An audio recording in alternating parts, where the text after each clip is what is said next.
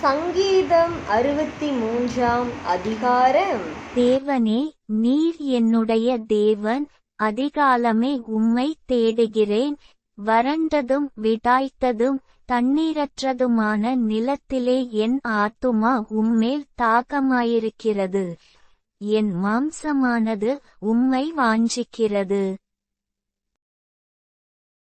இப்படியே பரிசுத்த ஸ்தலத்தில் உம்மை பார்க்க ஆசையாயிருந்து உமது வல்லமையையும் உமது மகிமையையும் கண்டேன்.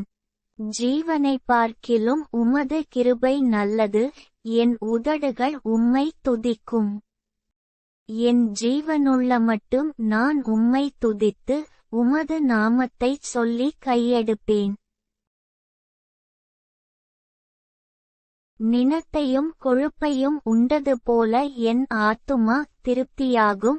என் வாய் ஆனந்தக்களிப்புள்ள உதடுகளால் உம்மை போற்றும். என் படுக்கையின் மேல் நான் உம்மை நினைக்கும்போது இராச்சாமங்களில் உம்மை தியானிக்கிறேன். நீர் எனக்கு துணையாயிருந்ததினால் உமது செட்டைகளின் நிழலிலே களிகூறுகிறேன். என் ஆத்துமா உம்மை தொடர்ந்து பற்றிக் கொண்டிருக்கிறது. உமது வலதுகரம் என்னை தாங்குகிறது. என் பிராணனை அழிக்க தேடுகிறவர்களோ பூமியின் தாழ்விடங்களில் இறங்குவார்கள்.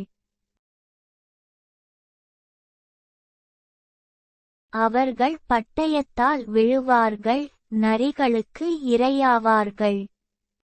ராஜாவோ தேவனில் களிகூறுவார். அவர் பேரில் சத்தியம் பண்ணுகிறவர்கள் யாவரும் மேன்மை பாராட்டுவார்கள். போய் பேசுகிறவர்களின் வாய் அடைக்கப்படும்.